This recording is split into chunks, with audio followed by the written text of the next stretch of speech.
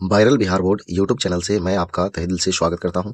चलिए दोस्तों, आज का वीडियो जो है क्लास 10 का हिंदी सब्जेक्ट का ऑब्जेक्टिव करवाने वाले हैं, और वो भी चैप्टर वाइज। चलिए, 7वां चैप्टर परंपरा का मूल्यांकन, इससे जुड़े हुए सभी महत्वपूर्ण इंपॉर्टेंट क्वेश्चन करते हैं। पढ़ना कभी भी बंद न करें, पढ़ना कभी भी बंद न करें, क्योंकि ज्ञान की कोई सीमा नहीं होती। बिल्कुल सही बात है। वह विचार धारा जो चेतना या भाव को मूल पदार्थ मानती हो, कहते हैं तो क्या कहते हैं? भौतिकवाद कहते हैं।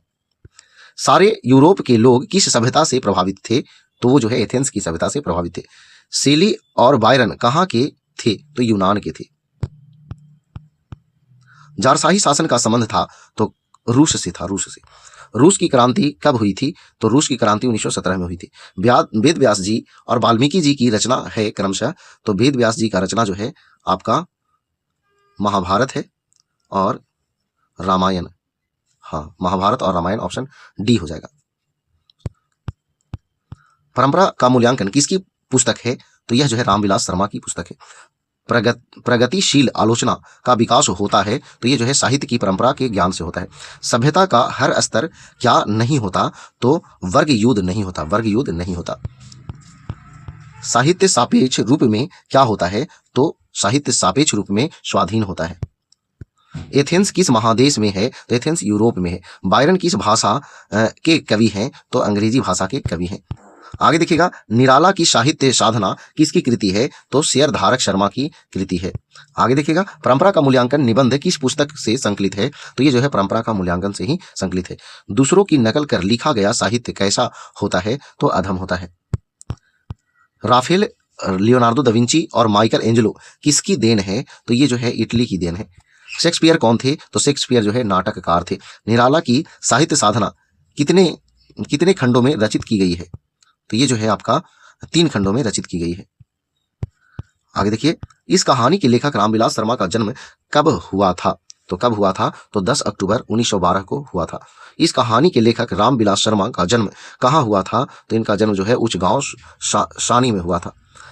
प्रेमचंद और उनका युग किनकी रचना है? तो डॉक्टर चौधरी शर्मा की रचना है। सभ्यता का हर स्तर क्या नहीं होता? तो वर्ग युद्ध नहीं होता। साहित्य सापेक्ष रूप में होती है तो यह जो है स्वाधीन होती है। लैटिन कवि कौन है? तो लैटिन कवि जो है वर्जिल है। तार सप्तक में कितने कवियों की कविताएं संग्रहित है? तो इसमें जो है 7 कवियों के कविताएं संग्रहित है। आगे ने तार सप्तक कब संपादित किया?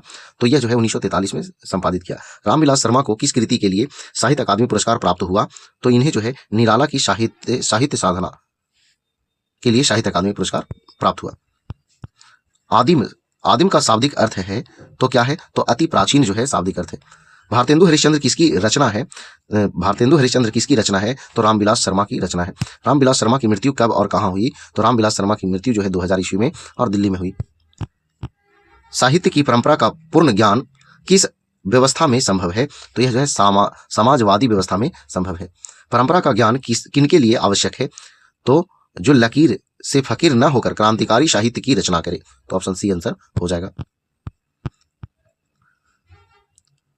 देखिए, चैप्टर नंबर 7 का ये आखिरी प्रश्न है। भारतीय की राष्ट्रीय क्षमता का पूर्ण विकास किस व्यवस्था में संभव है? तो यह जो है समाजवादी व्यवस्था में संभव है। तो चलिए, इस तरह से जो है ये आपका समाप्त हुआ। ये सारे प्रश्न जो है इंपॉर्टेंट है आपके एग्जामों के लिए। तो चलिए, अगर वीडियो पसंद आया तो वीडियो को लाइक करें, दोस्तों के पास शेयर करें। तो आज फिर इतना ही। जय हिंद, जय भारत, वंदे मातरम।